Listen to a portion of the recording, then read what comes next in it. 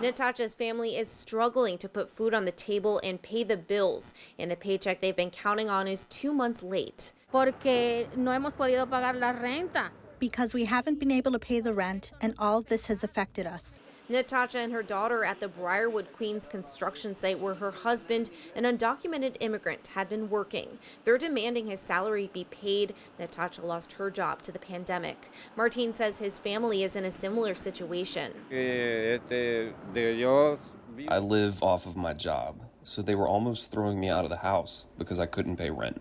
Both Martin and Natasha say fighting what they describe as wage theft is terrifying because they're undocumented. So they reached out to Workers Justice Project for help.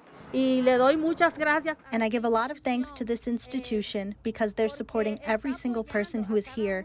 The Brooklyn-based organization fights for immigrant workers' rights. They mostly deal with day laborers and domestic workers who have little to no support, especially since many of their clients are undocumented. The group is helping Martin, Natasha, and 8 others with the wage theft allegations they have raised against Madison, New York Services, who do demolition, concrete work, and more.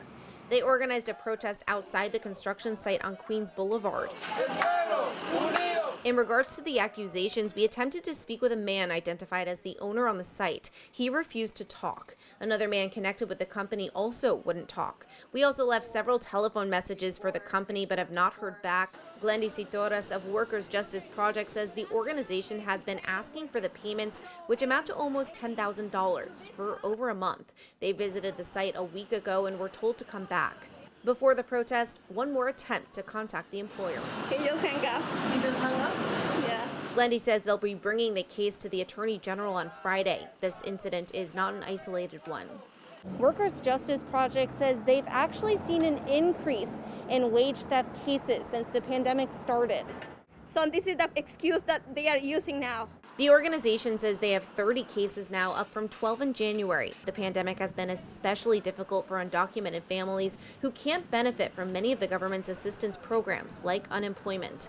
As they're fighting for workers, they're also fighting to keep their funding, 80% of which is through the city's Day Laborer Workforce Initiative, funded through the city's discretionary budget. Right now, they're unsure if that money will make it into the new city budget.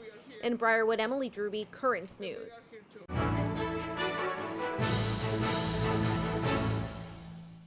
If you're watching Currents News on YouTube, be sure to hit the subscribe button and then click on the bell to get instant updates about all of our newest content, because we are putting your faith in the news.